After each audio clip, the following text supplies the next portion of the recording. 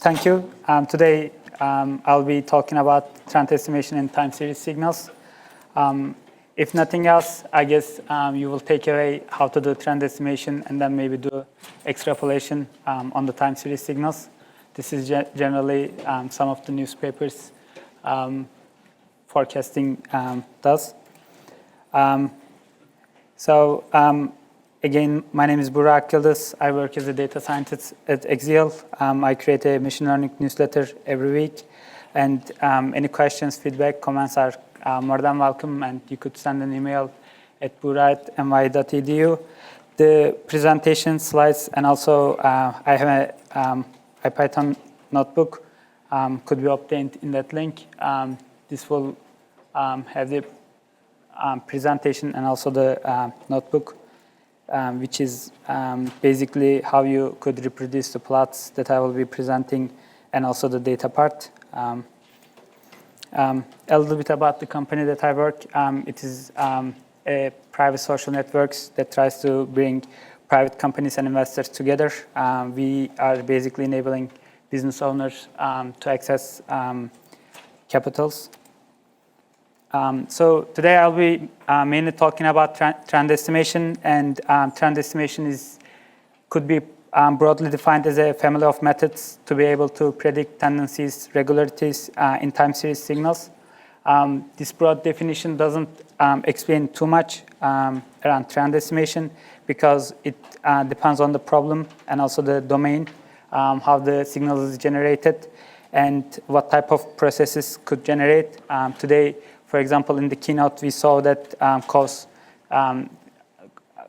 actually generate a lot of data, and then to be able to kind of compute a trend would depend on how that actually data is generated. When I say trend estimation, generally I mean medium to long-term trend. If your data generation process looks like day by day, then this means like 3 months, maybe 6 months, or 1 year period.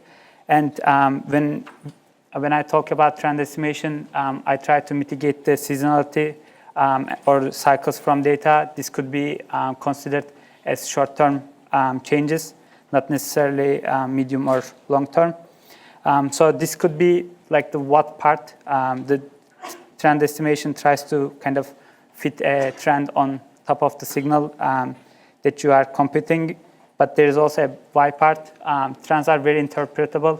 If you have a signal that is very noisy and also doesn't have a lot of regularities, tendencies that are not obvious to non-technical people, you could actually communicate the trends very easily. Everybody would know an up and right signal is good or it is increasing, it has some trends.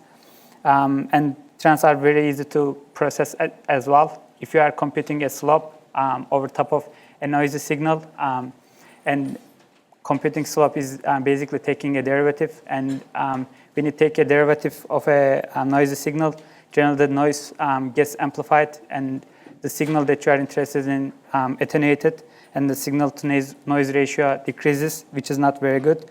But if you first compute the trend and then do the computation, that would be both more efficient and also yields more accurate results.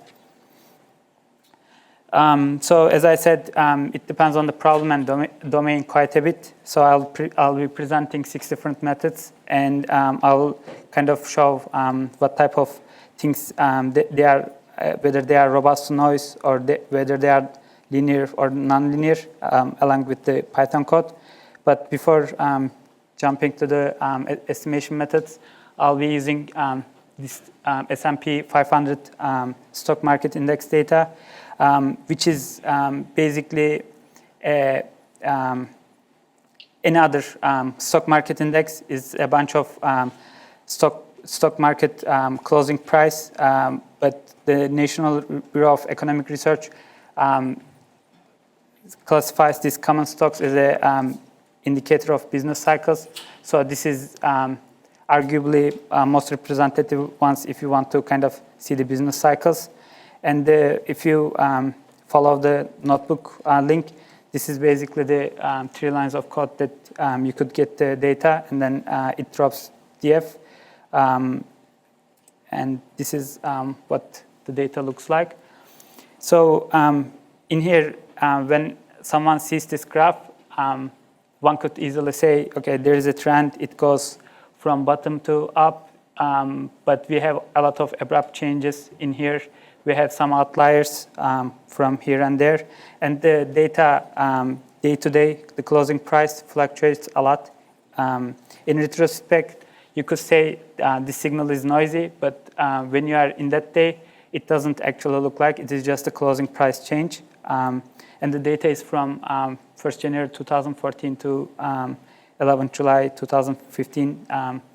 It is like 2 weeks ago and covers 1.5 years range. The basic approach to compute the trend estimation could be moving average filtering. This is basically computing a sliding window over the signal and then dividing by the length of the window, which is very easy to do. And in Python, you could just use rolling mean in the pandas, and you could compute the moving average signal. It is linear, not really a trend estimation method, but provides a baseline to compare with other methods. If the window size is very small, it still could remove very high volatility, very like the fluctuations and the noise part of the signal quite well. If the window size is large, assuming it doesn't have a lot of outliers and abrupt changes, it actually exposes long-term pretty well. As I mentioned, since we are computing all of the values in a single window, if there is one observation that is actually very different than the other observations, the mean would change a lot, which makes this method not robust to outliers. So the mean average signal is red and the original signal is blue. If you compute the moving average over the original signal, you could actually track the signal quite well for a window size 11. And you could actually remove the noise quite well at this point. But we may not necessarily interested in the small changes, whereas we want to kind of compute a trend over medium to long-term trend, which for window size 11, this doesn't produce very good results. We could, of course, increase the window size to kind of to get a little bit more long-term rather than short-term. What we are changing in here, the window size, and we are able to capture more behavior around the signal, since we are basically computing an large window size. And if we even further increase to the window size 61, then we could actually compute quite well the trend. This trend is very smooth. It still has, since it is not robust to kind of abrupt changes in here, it doesn't produce very good results, but it is somehow reasonable. The reason why it cannot really do well in here is because even if we have a window size 61 around here, since this change is quite different than the neighbors, we are actually decreasing the computer signal quite a bit. So even if the signal kind of recovers, the original signal recovers the same value, the trend signal doesn't recover very easily. So this is generally the case with mean average signals. Instead of computing the average of that window, we could compute median of that window, and this is called median filtering. This only differs from the moving average signal. Sure.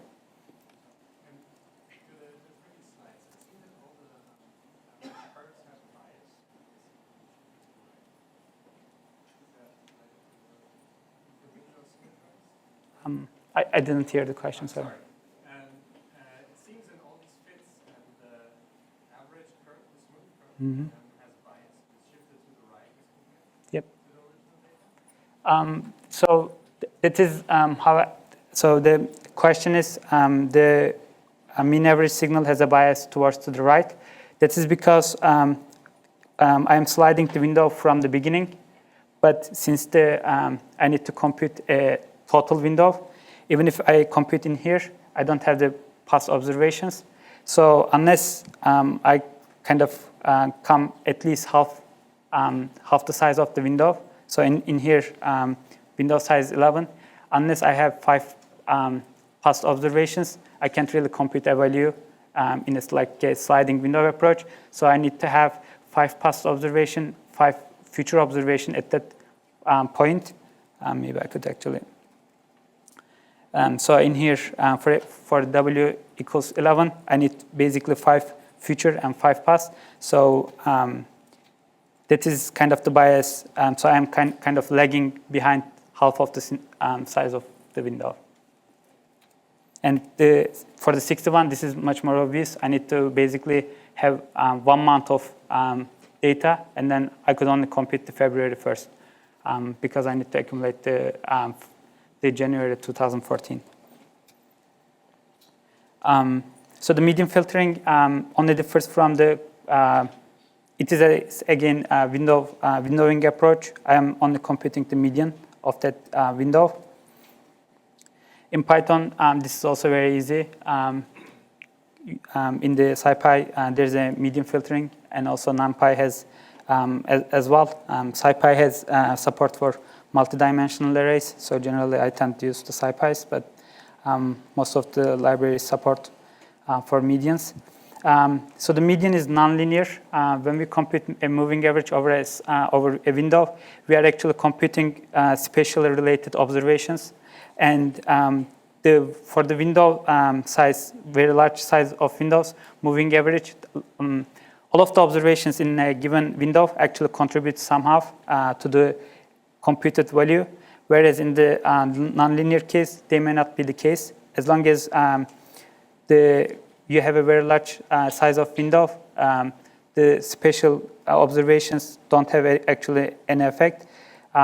You could consider if we have a window and if the beginning values match to the end values of that window, then the median would stay same no matter what. And if there is a value beginning of the window very different than the rest of the signal, then it wouldn't still affect, because median just source the values and then get the value that is in the directly middle of the window. Since we are computing only the window, this is actually very robust noise. And if the window size is very large, it may shadow the midterm change, since it will only look at only the average values, only the median values around on the window. Trend signal is not smooth. Trend signal may not be smooth, and it is rarely in the practice. I'm keeping the window sizes to be same across different filters, just to make it easier to compare moving average with median filter. So in here, we have a median filter size window equal 11. This actually also produces very good results around noises. It removes it, and then it tracks the signal pretty well. Since the window size is not very large, it still kind of drops whenever there is an abrupt change, or even some of the outliers in here. But as we increase the window size, this kind of abrupt changes affecting the median filter signal a little bit mitigates. And then if you have a very large signal, then it does actually a particularly good job around very abrupt changes. This doesn't really make a lot of kind of changes towards the abrupt changes. And one of the nice things about median is since you are not necessarily interested in the mean of the value, as long as you have a very large window, you could actually compute the trend pretty well in those cases. Since it looks only at the median, you don't actually introduce a bias that may be just for the legacy reasons. Since in here the signal is much larger than in here, it actually tracks very well, even if the signal kind of changes quite dramatically in a very short time period. This could be also considered another advantage of using medium filtering. The third method is closely related to the first method that I mentioned, exponential weighted moving average. This is also a windowing filtering approach, where instead of computing all of the observations that are given a window, we are actually weighting all of the observations with different weights. The idea behind of this approach is the value that we are computing at t should get affected at the value of the x of t quite by significant amount. So when you compute a moving average window, you don't actually weight the observations that are past to the current value or future to the current value. But more often than not, the value that we are computing at time t should only or should be highly dependent on the x of t, since the past and future values would contribute less to the original value. And this method is called exponential weighted because of the way that we are computing the weights is exponentially distributed. And you could give different you could compute these alpha values with different parameters: span, center of mass, half-life. Span is kind of how the weights are distributed over a time window. So if you give span equals 20, then the weights would be only distributed around 10 future values and 10 past values, which is very similar to the window. In Python, the pandas implements this as a trend estimation method, actually. So it is relatively easy. And you could use center of mass, half-life, keyword arguments to be able to compute this exponential weighted moving average signal. This is also linear, as the moving average filter could provide a better estimate if the spatial relatedness is very important across the observations. As in the moving average filter, not robust to outliers or abrupt changes, as we will see in the plots.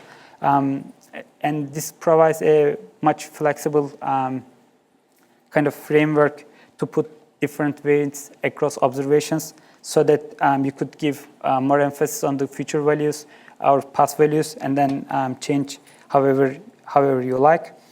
I'm using span argument with 11. This actually produces very similar result to the moving average filter. And as we increase the windowing size, this would provide also a somehow nice smooth signal. But the problems around not robust to noise and outliers will still stay same, as this is nothing but averaging on across the observations for a given window. The abrupt changes affects quite a bit as the moving average. So this is basically about it for the window-based approaches. The fourth method that I will be introducing is bandpass filtering. In here, this method significantly differs from other methods because this actually is very. This actually looks at the frequency response of the signal. If you don't know anything about frequency responses, you could consider long-term in time series as low frequency because it doesn't change too much. And very high frequency could be considered as short-term fluctuations, volatility in the signal. And for the bandpass, we actually don't want very long-term signal, which is actually a bias, and very high frequencies, which is actually noise. So the bandpass term is actually coming from when you design a bandpass filter in frequency range, you actually don't want very small frequencies and very high frequencies. And you design the filter in such a way that you would just capture the middle frequency responses. In Python, the signal submodule in SciPy implements this. You could give a low cutoff frequency, which signifies the frequencies that are smaller than low cutoff will be attenuated, and the frequencies that are higher than high cutoff frequency also will be attenuated, and the ones that are between will be preserved. And you could construct first a Butterworth filter, and then pass this Butterworth filter along with the NumPy array like this, and then you would get a bandpass filtered signal. So since if you are doing anything related to frequency responses, generally the bandpass filtering approach is very nice way to do it, because you could construct your bandpass filter in the frequency domain, and then compute, and then based on the values that you get in the time series, you could just compute on those values by using convolution. Since it provides a very nice way to kind of frequency ranges, it is very easy to design various filters, and you could also use this framework to stop a particular frequency range. So if you have a kind of white noise in the background that is generated by some process, and if you want to kind of get rid of that signal, you could also build a bandstop filter and then remove it. I will show Hodrick-Prescott filter. This also tries to extract midterm trend by removing very small changes and then extracting short-term changes. For large cutoff frequencies, this actually behaves like a moving average filter, which is a low-pass filter. But if you decrease the cutoff frequency quite a bit, then you would actually get very nice trends. This is because for very small cutoff frequencies, you actually remove the constant signal, and you still want to preserve long-term changes, which corresponds to the low frequency. And by putting a arbitrarily high cutoff by using a medium high cutoff frequency, you are able to remove the very high volatility or very noisy part of the signal quite well. And the fifth method that I will be mentioning is Hodrick-Prescott filter. This filter is designed for estimating trends in the financial signals. So it is arguably one of the best filters if you are doing, especially in economy or economics data. If you are, for example, Amazon and want to compute the trends around the goods that you are selling, since kind of marketplaces show somehow seasonality and recurring signals around the goods that they sell. For example, in holiday seasons, they see a jump, but they don't necessarily contribute to the long or midterm trend. This filter could be used very well in those applications. This filter basically does is it tries to decompose a original signal into two different components. One of them is midterm growth or long-term growth, x of t, and the other one is c of t, which is cyclical or recurrent component. It tries to minimize this function where we have the c of t as a main optimization function, and then we have this smoothness constraints as a Lagrangian multiplier. This is mean squared error. So if you want to get a nice smooth signal, you could basically use this regularizer to adjust the smoothness. If you want to get a very nice smooth signal, then you could just increase this lambda arbitrarily large, and then you would get a very large and smooth trend. And if you don't want to get very smooth signal, then you would just put a small number for the lambda, and then the trend signal wouldn't be so smooth, and then capture some of the seasonalities. I'll show in the plots. So this method is linear. This also differs from the other methods that in the sense that it tries to decompose the signal into two distinct parts. And you could use these two parts as separately, or you could just sum them up in order to get the original signal. By changing the regularizer, you could actually regularize the smoothing quite a bit as well.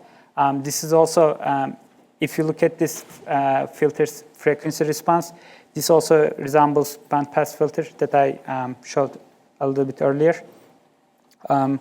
It is designed to estimate trends in the economics data, the data that shows seasonality. So in those cases, it is perfect.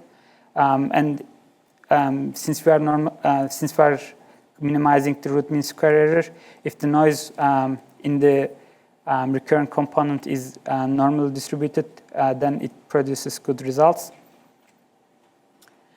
In Python, the stat model implements as for everything, there's a library for that.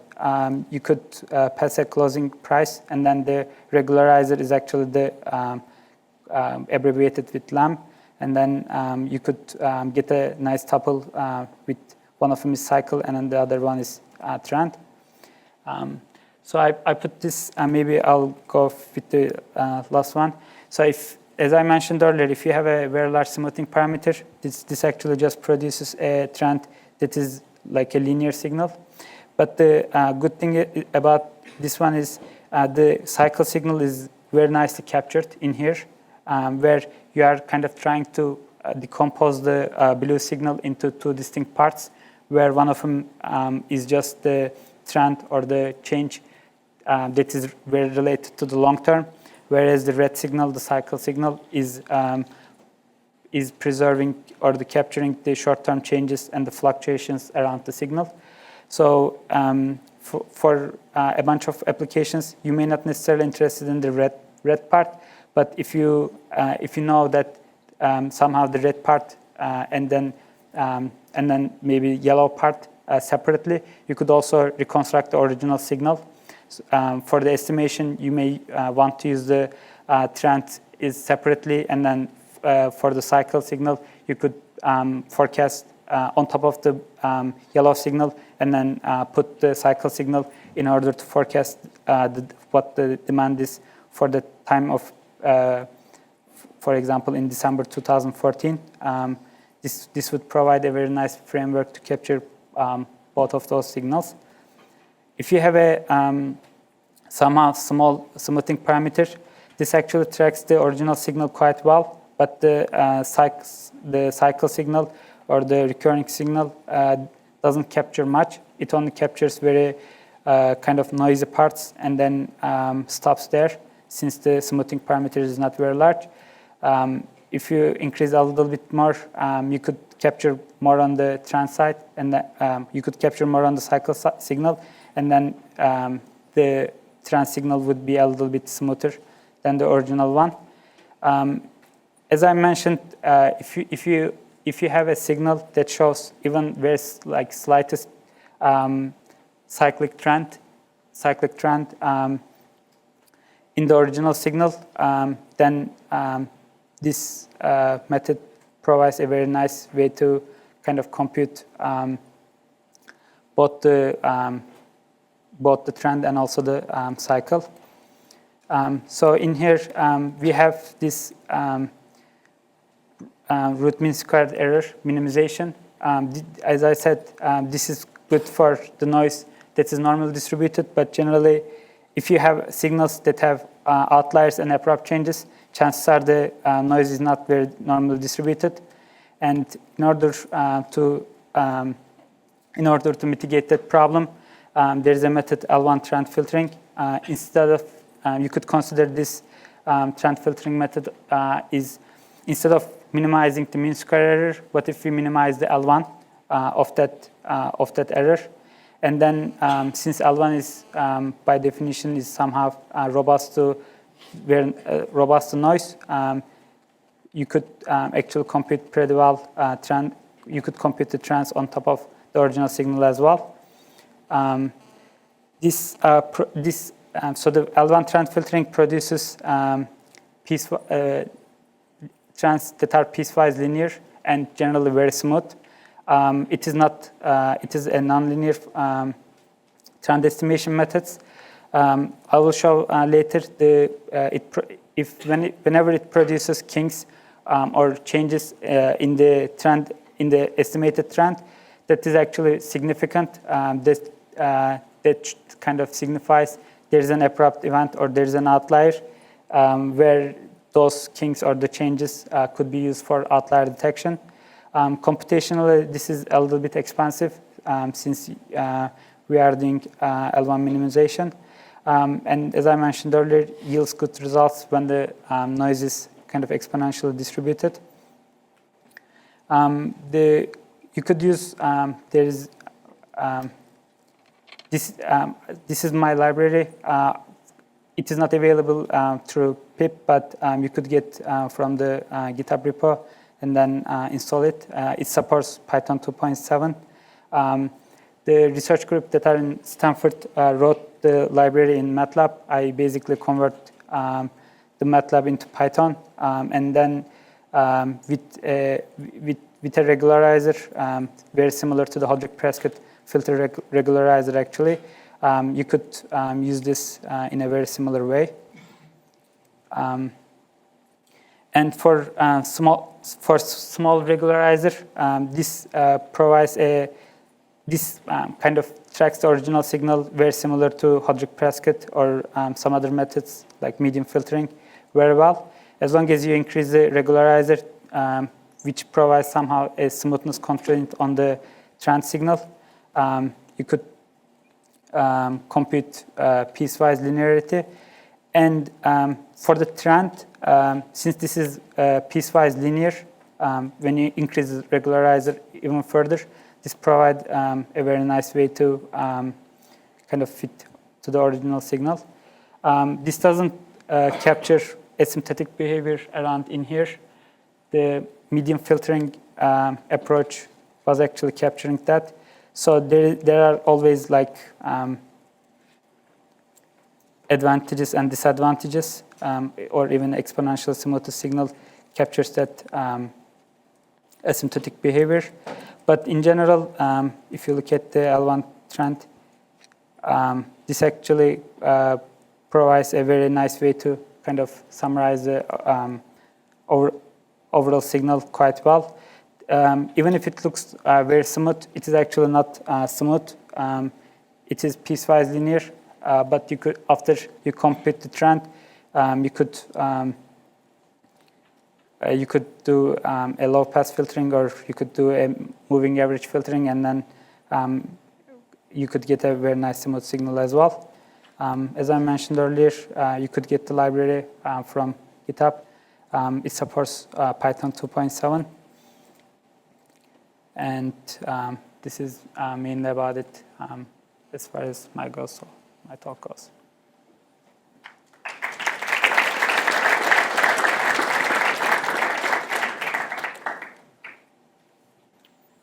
Sure.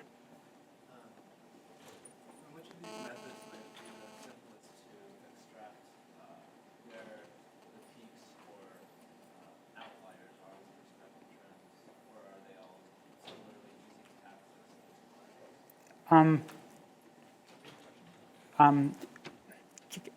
Can you repeat the question one more time? Sorry.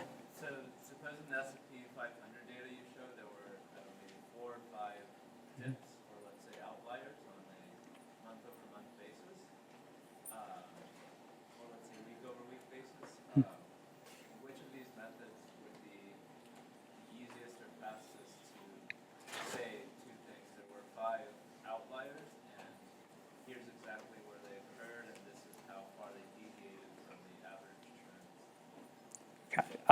So the question is, when there are outliers that are recurring over time, how do we kind of capture those and then report back while we are computing the trend? So the L1, if you compute the L1 trend on the original signal, the kinks and changes in the trend is actually shows a significance. That means that in those cases, like when there is a kink or change in the slope, it actually signifies there is an abrupt change. So when you compute, L1 trend is actually very good for that type of purpose. So you don't have to build a separate outlier detector.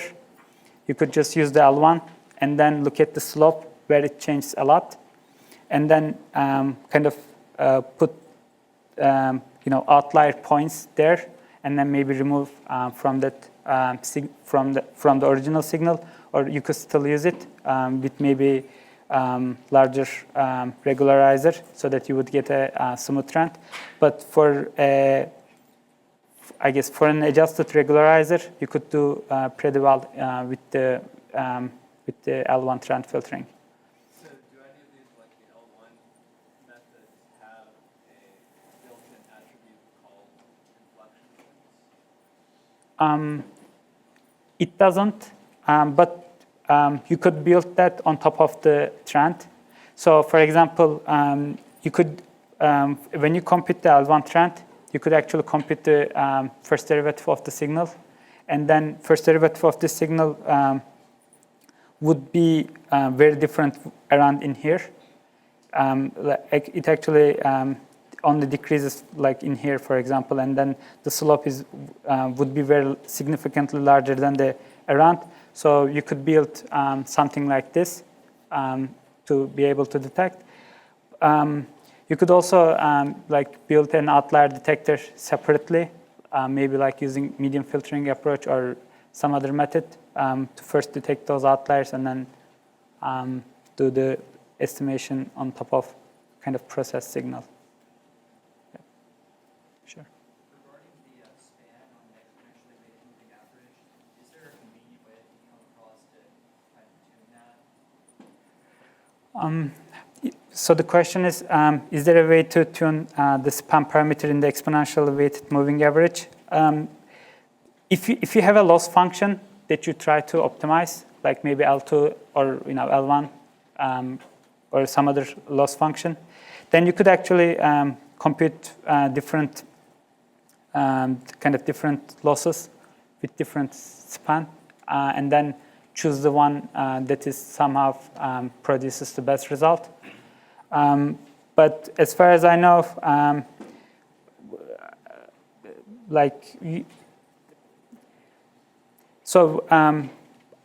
I guess maybe you could look at the before kind of doing any processing on the original signal, you could look at the window function to begin with, and then if you have a like a predefined evaluation method for a window size, for example, 50, and then build the weighting window for span 10, 20, 30, 40, 50, and then approximate which one is actually very similar to what I want to do.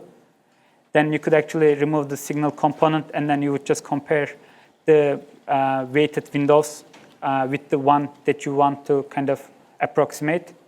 That could be also another way to do it. Because when you introduce a signal component, which you have no control of, it is rather hard to evaluate, even if you use a loss function that you want to optimize. And since if the signal behavior changes over time, the time that you evaluate the original signal may be very different than the time that you actually observe the signal. So I guess that mitigates that problem. If you approximate the weighting windows, that would be, I guess, that could produce more accurate results, I would say.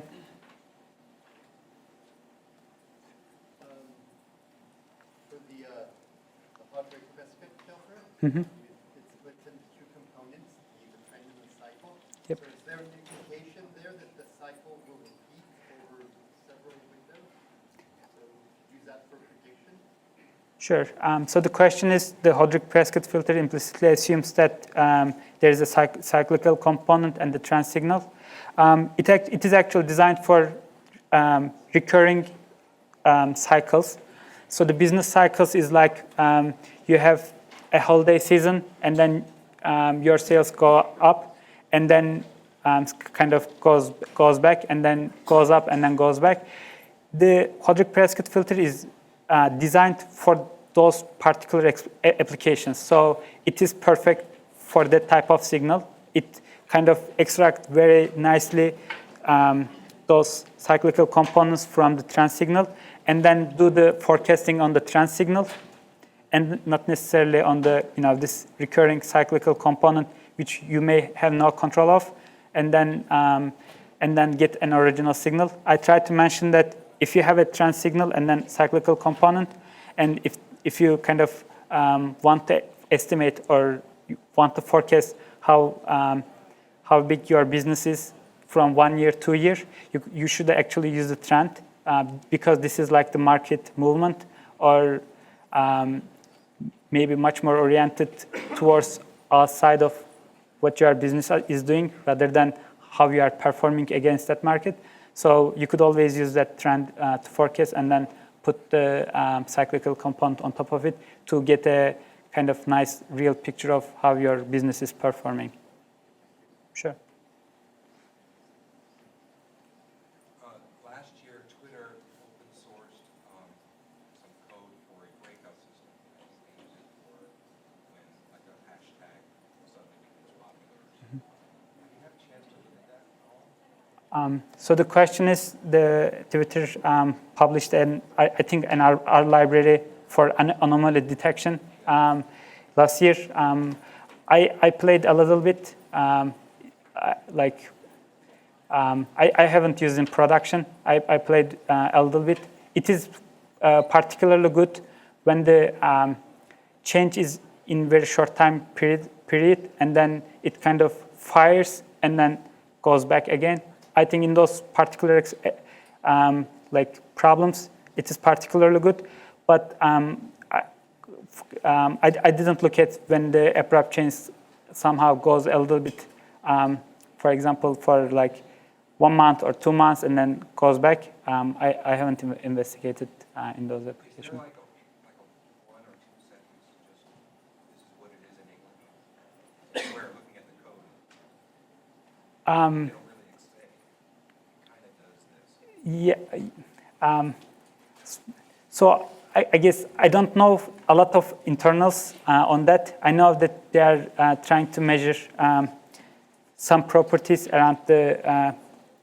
I think it was again a Windows-based approach, and it tries to compute various like statistic measures around that window, and then compare every other window, and then measure the change. I think that was mainly how they are measuring, but I don't know much about how they are computing or the internals.